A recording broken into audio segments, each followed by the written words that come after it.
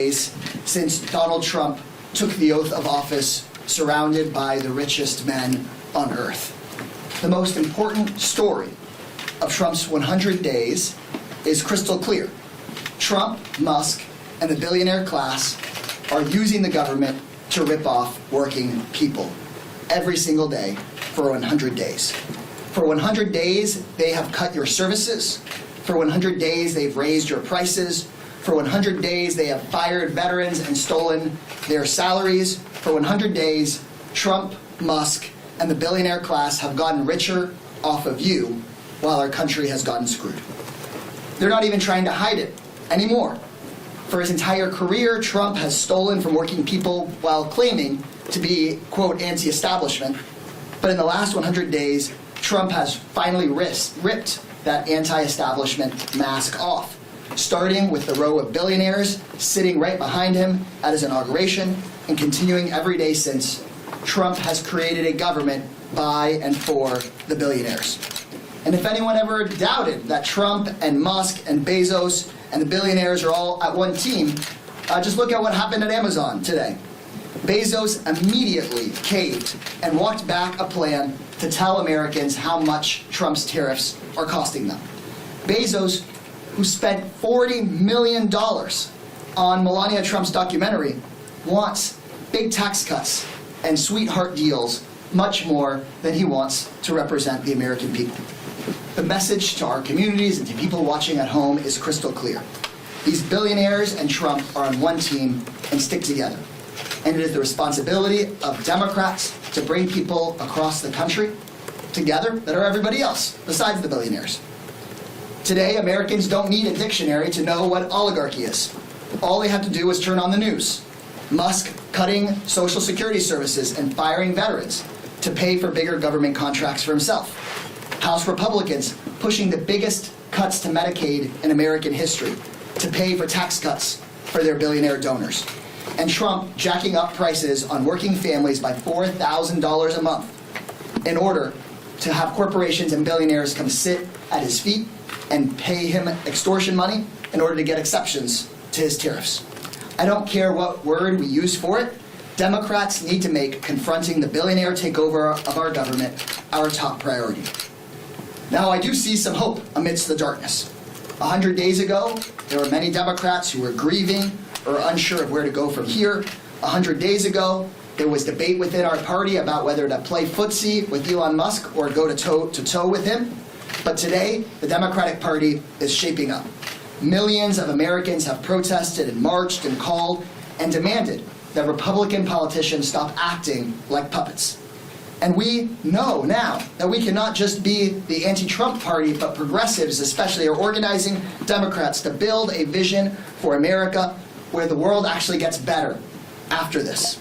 This week, the Progressive Caucus has begun discussions about a policy agenda that will end the billionaire takeover of our government and make sure our government really works for working people. In the short term, before we take back the House, our priority is to stop the bleeding and stop the corruption. In markups this week, Republicans will be forced by our CPC members to confront again and again whether these Republican members of Congress want to act like representatives of their constituents or representatives of their billionaire donors. And together, alongside the entire Democratic caucus, I believe we can pressure just the 3 House Republicans we need to flip their votes, and we can save Medicaid as we know it. We can stop the billionaire takeover of our government. And in the coming month, we can remind the entire country that we can fire Elon Musk by May 30th, the day that he legally must exit his role at the White House. If we do these things, then I believe that 100 days from now, Democrats can say we have found our way out of the wilderness and back to our roots of fighting for all working people. And with that, we will pass it along to a number of our leaders in the Progressive Caucus to discuss all the important issues that faced us the last 100 days and how we'll take them on over the next 100 days. So I'm handing over the podium to our Deputy Chair, Ilhan Omar. Thank you, Chair Casar. We knew that the lies, the chaos, and the destruction were on its way when Trump got sworn in 100 days ago. And just in 3 months, we have seen the gutting of institutions, the shattering of norms, and the fundamental rights of so many people being trampled on. We have watched Trump tear through our government like a wrecking ball by destabilizing federal agencies, undermining the rule of law, and lashing out against anyone who dares to dissent. Trump said he would fight for workers. Instead, he handed the federal government over to a billionaire, Elon Musk, who fired tens of thousands of public servants whose only crime is doing their job. And what do we have to show for it? Not $1 trillion in saving, not even close. Trump swore he would bring down prices. Instead, his reckless tariffs have rattled markets, interest rates are soaring, and the threat of recession looms. A recent poll showed that only 11% of Americans feel better off since the election, with majority believing the economy is deteriorating. Trump swore he will pay off the national debt. Instead, he wants to hand out tax breaks to billions while planning to cut Medicaid and SNAP. And here at home, we're seeing ICE has deported nearly 140,000 people, often with no due process or real hearings. In our streets, the crackdown has reached a terrifying new level. Students have been disappeared. Their only crime is daring to demand an end to a genocide. This is the behavior of a dictator. They are trying to turn our government into a weapon to punish enemies and reward friends. But I am here to tell you that this is not normal. Just last week, I spoke with students, small business owners, and seniors in my district. I listened to seniors and veterans who said, with tears in their eyes, that after a life of service, they are now afraid their Social Security checks will vanish into the pockets of billionaires. This fear is real, but so is our resolve. We will not allow billionaires to run our democracy like it is one of their business ventures to strip for parts. We fight because we believe in an America that is big enough, brave enough, and free enough for all of us. Donald Trump and his enablers want to create a country where power is hoarded by the few and the rest of us are criminalized by daring to exist. If they thought the first 100 days of chaos would break us, they were wrong. Because across this country, millions of us are standing up for our human rights and our democracy. Judges are fighting back to block these unconstitutional executive orders. Here in Congress, we are fighting back every single day. We are fighting to protect immigrant families from mass detention and deportation. We are fighting to prevent horrific cuts to Medicaid, SNAP, and Social Security. It won't be easy, but we must continue to organize, to speak out, and to build a future that reflects our highest ideals. Thank you, and I'm proud to introduce Representative Pramila Chayapal, Chair Emerita of the Progressive Caucus. Thank you so much, Deputy Chair Omar. Thank you to our Chairman, Greg Casar, for leading us in this very, very important time. In the 100 days since taking office, Donald Trump, Elon Musk, and the Department of Greed and Ego have taken a literal chainsaw to our government. They have eliminated and threatened programs that help people in every corner of our country, both red and blue. So I want to spend a few minutes just talking about health care and some of the promises that Trump made on the campaign trail. First of all, he said he was going to lower prescription drug costs. Promise made, promise broken. He said he would make IVF free. Remember that? Even as his Republican cronies in Congress took aim at it. Promise made, promise broken. He promised to not make a single cut to Medicare or Social Security. Promise made, promise broken. Let's be real. We have all heard the clip of Elon Musk saying the quiet part out loud, that Social Security and Medicare are the big ones that need to be cut. I know and you know that these are not entitlement programs the way that Musk talks about them. They are earned benefit programs. They're programs that people have paid into their entire lives so that they would have some security when they retire. No unelected billionaire should be able to just slash those benefits. And the budget that the Republicans are marking up this week in committees would cut a minimum of $880 billion from Medicaid. This is not a red state, blue state issue. Medicaid pays for health care for 38 million kids. That includes more than 3 million in Texas. It pays for 64% of childbirths in Louisiana, Speaker Mike Johnson's home state. This is an all-out assault on our workers, on our federal safety net. It is promises made, promises broken by an administration that cares more about big pharma CEOs than families that rely on Medicaid, cares more about insurance shareholders than seniors who are getting ripped off. An administration that cares more about keeping their billionaire buddies happy rather than lowering the costs of literally anything that Americans need. It is all promises made and promises broken. So now, 100 days in, we know exactly how Trump will conduct this presidency.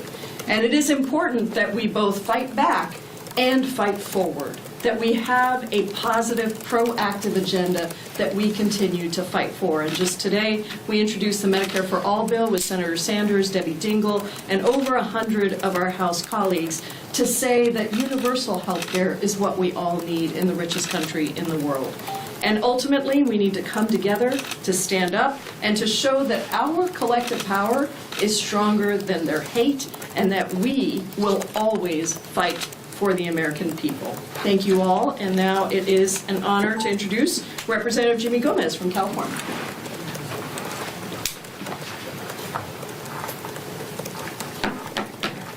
Thank you.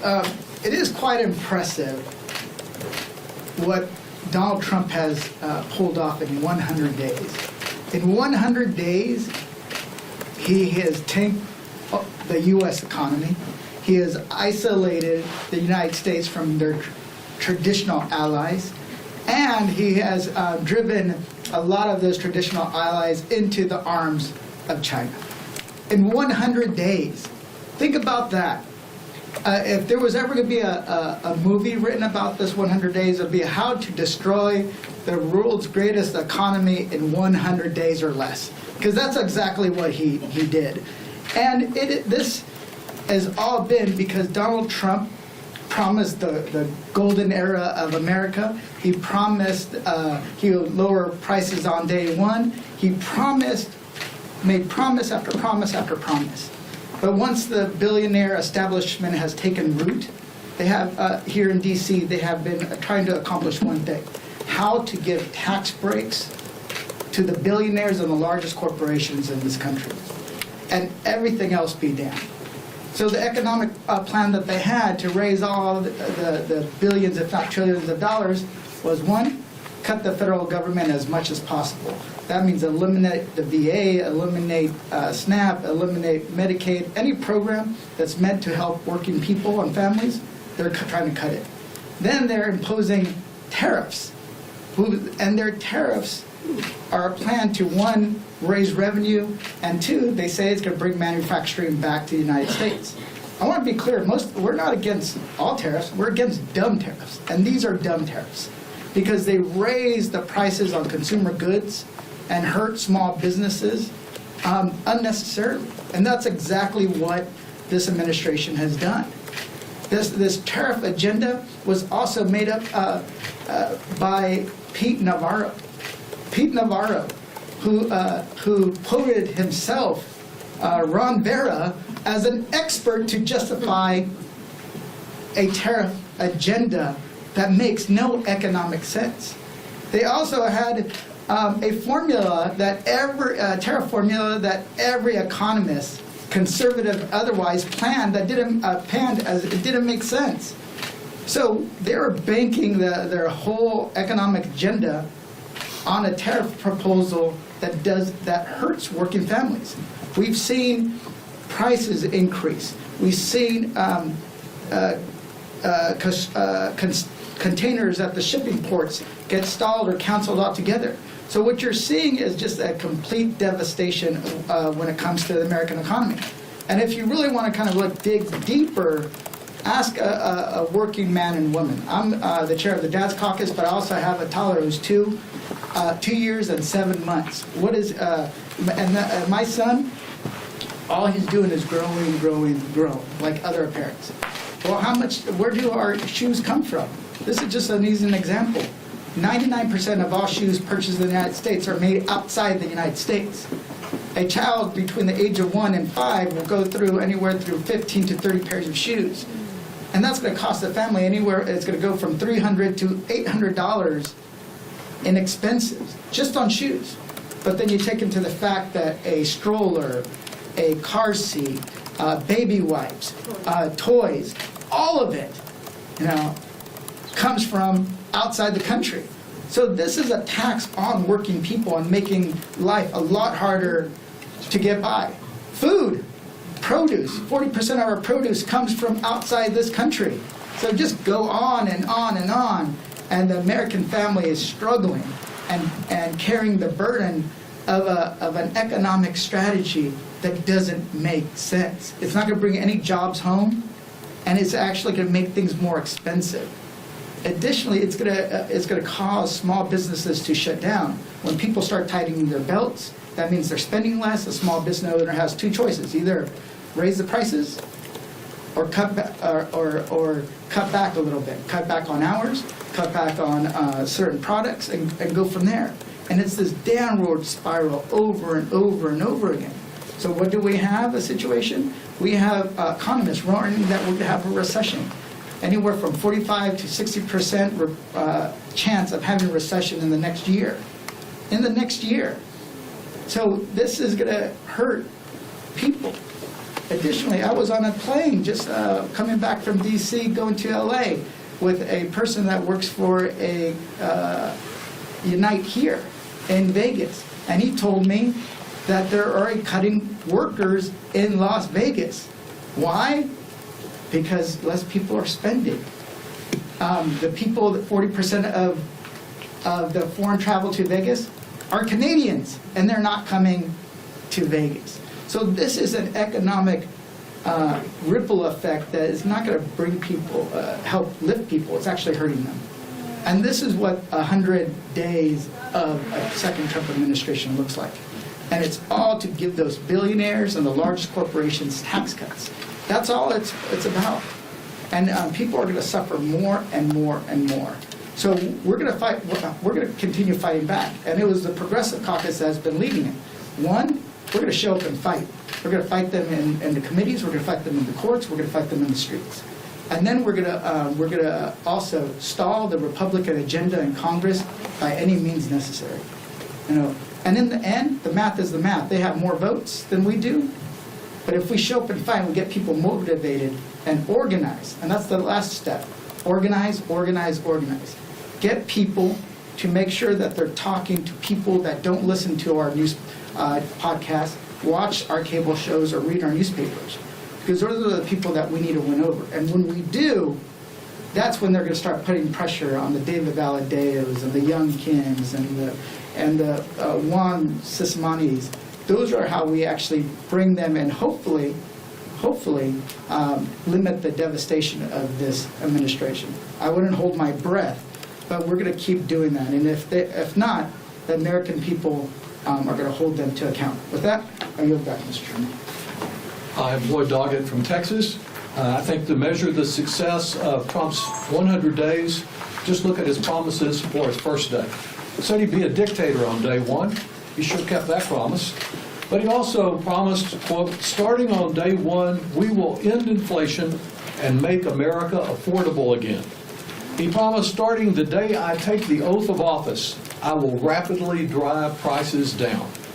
Well, the chickens weren't listening because the price of eggs is up 26% since January at $6.23 a dozen. Over-promising and under-delivering. That's the Trump approach. He's making prices greater again, much greater. While markets are drastically down, 401ks are down, retirement savings accounts are down, the opportunity for many Americans is down. And with soaring debt, with tight family budgets, with plummeting markets, and measles outbreak, the Republicans have sure turned America red again, but it isn't the type of red they promised. On again, partially off again tariffs are costing American families an estimated minimum of $4,900 a year. And Federal Reserve Chair Jerome Powell warns that, quote, the tariff increases will be significantly larger than expected. The same is likely true of the economic effects, higher inflation and slower growth. Americans don't need a Fed chair to tell them what they're experiencing every day. They see the prices rising at the grocery store, with the car dealer, even something as simple as buying some flowers for Mother's Day or for a spring wedding. The price goes up, and away because those are imported goods. The only thing that Trump has liberated from his Liberation Day is to liberate dollars from our wallets and to liberate some owners from their businesses as costs rise. Of course, for Musk and the other billionaires, tax breaks are on the way, likely marked up next week. Republicans are so very concerned about the threat of our national debt growing that they're going to add a few $1 trillion more. But the cost of their tax bill will not just be IOUs, it will be you. By cutting federal support for those services that our taxpayers have fought for, earned, and rely upon, closing Social Security regional offices, wrecking the Veterans Administration, firing more military veterans than any president in history, meaning longer wait times and worse customer service, cutting health care, terminating vital research. It's all out there in ways that harm Americans. So some folks thought that they could trade our democracy in order to get more wealth. They're about to lose both. And unless you're really a billionaire already, there's not much that you stand to gain from their agenda. That's why we progressive Democrats are fighting back, continuing to place our priority on working families, retirees, students, and our environment. I'm pleased to introduce our leader on the Small Business Committee, my longtime friend, Nydia Velasquez. Thank you.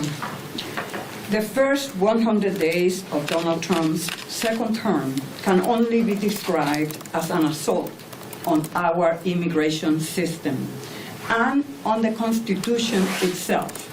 Foreign students here legally have been picked off the street simply for speaking out against U.S. foreign policy. Mixed status families have been torn apart overnight, and people have been sent to foreign prisons without even a chance to defend themselves. Over the weekend, we learned that even U.S. citizen children, including one battling cancer, have been deported. Let that sink in. U.S. citizen children sick with cancer deported to foreign countries. How can we claim to stand for human rights or be a beacon of hope around the world when this is how we treat our most vulnerable Americans? Each of these examples is tragic, but taken together, they amount to an assault on due process, which has always been the foundation of the American justice system.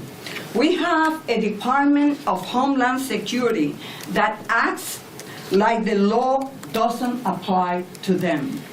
We have a president who floats the idea of sending American citizens to rot in a Salvadorian prison. And we have an administration that seems to take pride in tearing up the basic rights that are supposed to protect all of us. We're not going to stand by and watch this happen. In 100 days, the Trump administration has launched an all-out assault on due process, and they are only getting bolder. That is why we have to speak out.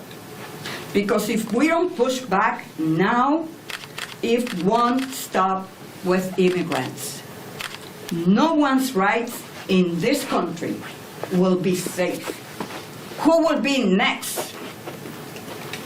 A reporter for doing his or her job about reporting about some assault or sharing an opinion on foreign policy?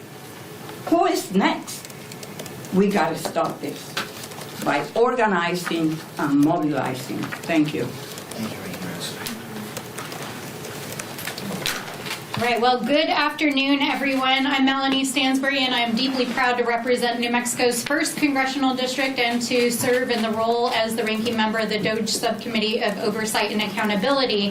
But I'm here to say welcome to the first 100 days of Donald Trump's failed attempt to remake American society, which has been an absolute and total unmitigated disaster.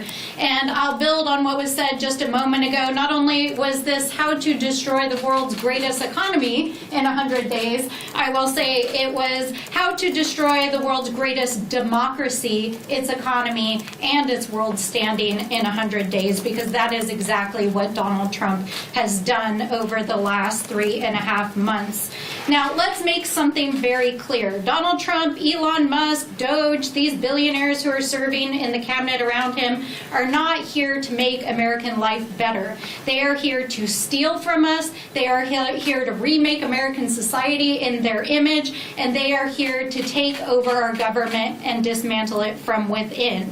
Over the last 100 days, they have literally fired tens of thousands of Americans. They have signed hundreds of executive orders and taken hundreds of executive actions, resulting in mass firings, dismantling of agencies, data mining of your sensitive data, hurting real Americans, teachers, firefighters, veterans, and all along the way, they've been self-dealing, giving themselves contracts, Elon Musk taking off with literally billions of dollars in his pocket in new contracts. Now, is it any question that any of this is historically unpopular with the American people? In fact, the polling as of this week shows that almost 2/3 of Americans believe that they are doing a terrible job, whether that's Elon Musk or DOJ or what Donald Trump is doing with the economy and his tariffs and immigration. The American people are speaking loud and clear. They do not want what Donald Trump is serving.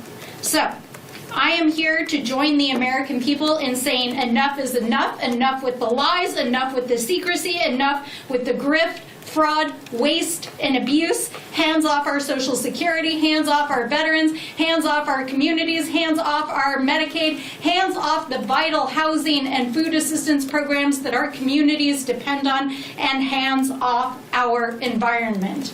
We will not stand for this.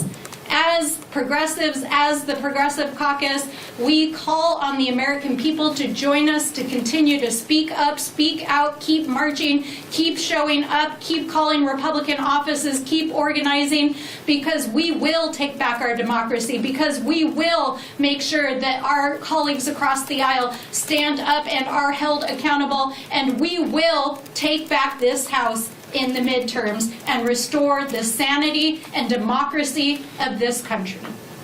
I yield. so much. Amen. Thank you, Ranking Member. We're about to open it up to your questions, but I think what you heard from everyone in summary is, for the folks watching at home, your costs in these first 100 days of the Trump administration went up, and these guys got a sweet government contract. You might have lost your job. These guys got a cabinet position or a private dinner. And I think in these 100 days, the Progressive Caucus is organizing our members and folks across the country to make our party the pro-working people party and the party that's against these sorts of guys and what they're doing to folks. Looking forward to taking your questions. Go ahead. Have you had any? And if y'all can say your name and your outlet, even when I know many of you, it's helpful. Arthur Jones, the second ABC News. Have you had any luck with reaching across the aisle to some of those moderate Republicans and helping push back against the Republican agenda?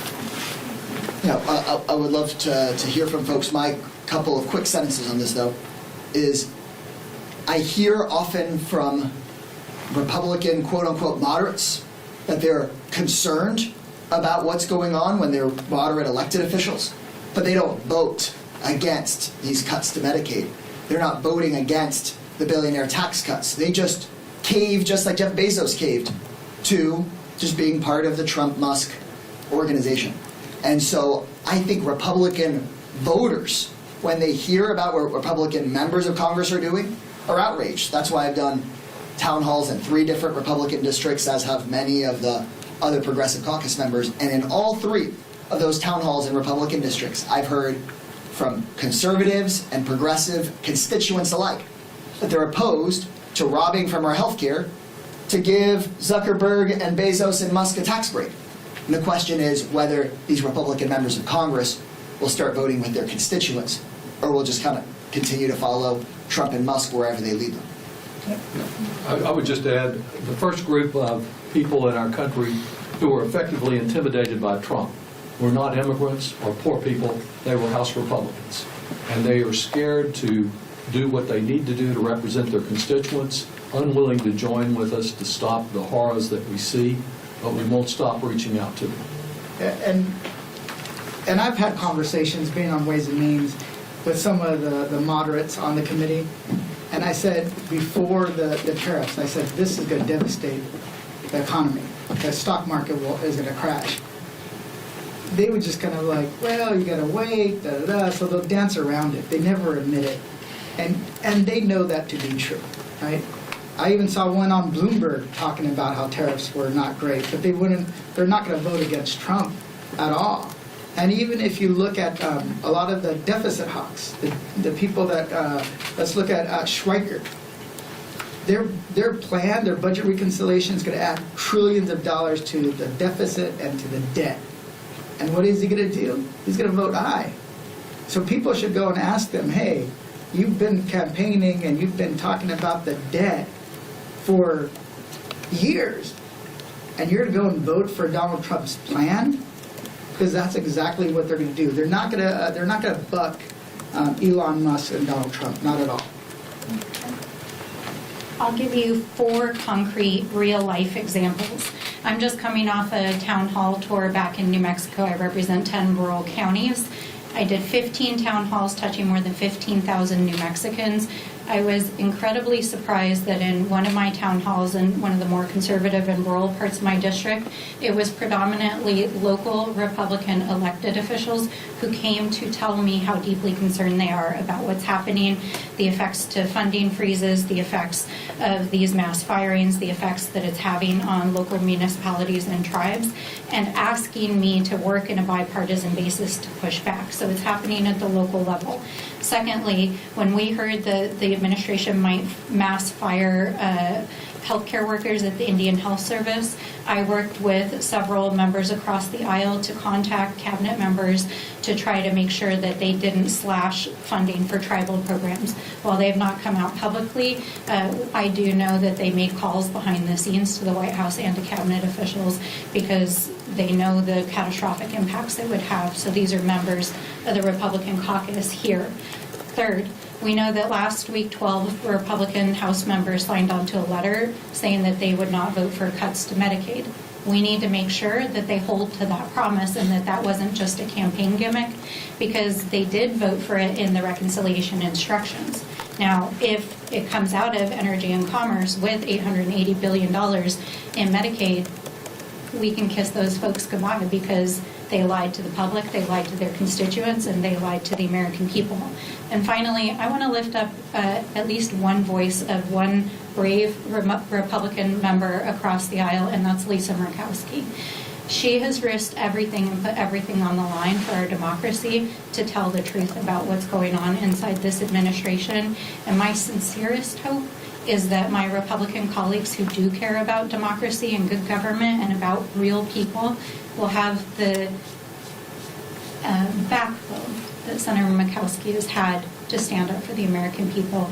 And so I don't want to just attack folks across the aisle for abrogating their responsibilities, but I want to encourage them that the American people are with you. So stand up. Do not be kowtowed by this administration. The American people will have your back. 2/3 of Americans are opposed to what they're doing. And vote no. And vote no. Could you talk about how the Progressive Caucus policy agenda will address immigration, just given House Republicans, in addition to tax cuts, want to boost more funding for border security, and GOP-led states like Texas support these efforts? The Progressive Caucus recognizes that Democrats can actually go on the offense on issues of immigration. The vast majority of the American people today do not believe that we should be sending people from this country to a prison camp in El Salvador run by a dictator. The vast majority of the American people are opposed to these mass deportation efforts where you have U.S. citizen kids with cancer being deported, and then the president and his White House continuing to lie about it. And so I refuse to believe that Democrats should just follow whatever poll there was from the last election.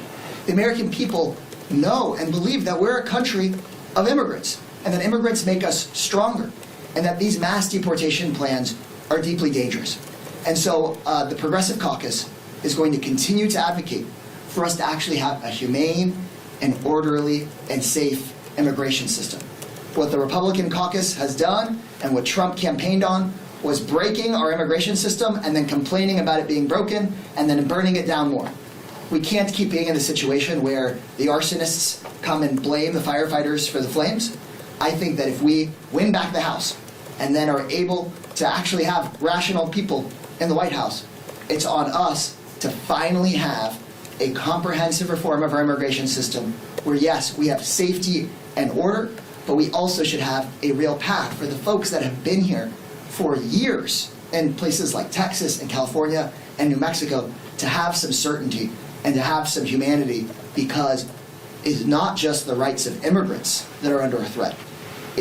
When people like Donald Trump undermine the rights first of immigrants, next he starts to undermine the rights of legal permanent residents, next he's undermining the rights of U.S. citizens with immigrant parents, next he's coming for your rights, no matter who you are or where you come from. And I think that needs to be the message on offense from the Progressive Caucus. Can I add one thing? I want to also add that I want to call BS on the immigration deployment that Donald Trump is doing, because as a representative from a border state, I can tell you that our governor and our elected officials actually asked the Trump administration for support with the real issues that our state is dealing with the border, and that is namely fentanyl and the illicit trafficking of drugs and human trafficking that is, of course, dangerous to all individuals. And not only did he not send a single Border Patrol agent to come help with that, or dollar or piece of technology, he instead asked our governor to use our National Guard resources to support his mass deportations. So I think it's important that we not validate what he's doing on the border, because it's all smoke and mirrors and, frankly, Kristi Noem cosplaying. Like, this is not real. They're not actually addressing the fundamental issues, and I believe that is why the American people are saying we reject how you're handling immigration, because not only is it violating due process and the normal process by which asylum and other cases get processed and fears it's creating for American citizens, they're not dealing with the actual real problems like drug and human trafficking on the border. So it's a lot of bullshit. Last question. Nick with Politico. In light of all that has been discussed here, if you guys take the House back next year, should President Trump be impeached? We'll deal with taking back the House. What I'll tell you is we all know that Donald Trump has broken the law constantly in his first term, repeatedly, and throughout these last 100 days, repeatedly broken the law. What we, I think, need to be committed to doing is hitting him where it hurts. and making sure that instead of going and saying, okay, Jim Jordan, why don't you determine the witnesses and the evidence, instead for us to actually have the truth come out and make it very clear on our terms how it is that Trump is failing the American people by jacking up their costs, by firing veterans, by undermining due process, by threatening every single person's fundamental rights, by enriching these guys while having you pay for more and more. And I think that really continues to be our focus. Yeah, no, also, we don't really know what everything he's done, right? There is, a chill has swept over all aspects of American life, especially if you're in the departments. If you're in any federal department, how many of them are actually speaking up when they're seeing a wrongdoing, knowing that this administration will come after you? They'll not only fire you, they might even stick the Department of Justice on you if they consider what you're whistleblowing on illegitimate. Right? So we really don't know the legality of some of the things that they've done because people haven't necessarily stepped forward.